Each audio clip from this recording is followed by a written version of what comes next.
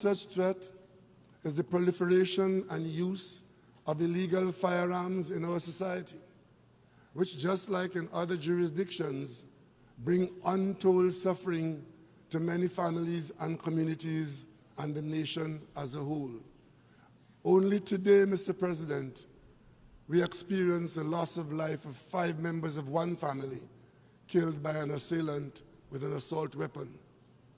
Mr. President, this situation has worsened largely because of the accelerated commercial availability, coupled with illegal trafficking from countries of manufacture into the almost defenseless territories of the Caribbean.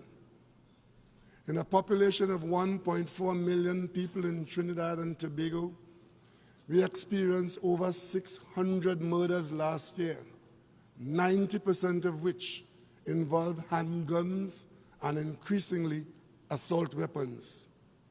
Within our best efforts and a huge consumption of our already scarce resources, we have seen over 400 violent firearms-driven killings already this year.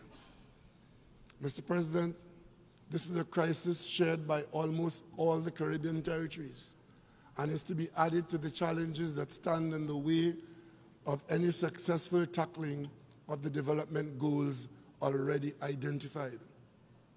Mr. President, Trinidad and Tobago, both individually and as part of the Caribbean Community CARICOM, has attempted to devise solutions and interventions to address these challenges meaningfully and holistically.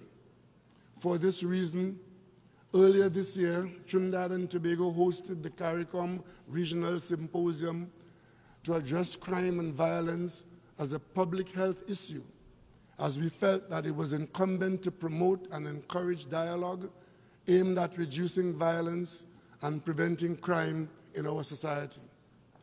In this context, we are cognizant of the need for cooperation at all levels.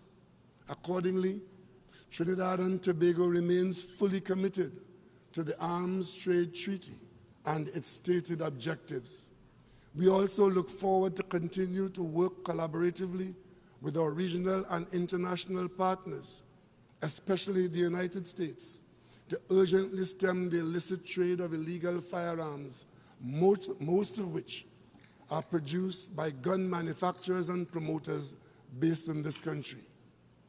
We acknowledge and appreciate the recent and ongoing support of the United States in linking arms with Trinidad and Tobago and the wider CARICOM in confronting this metastasizing scourge, which not only disturbs our safety, but threatens our sense of security and even the very democratic states themselves.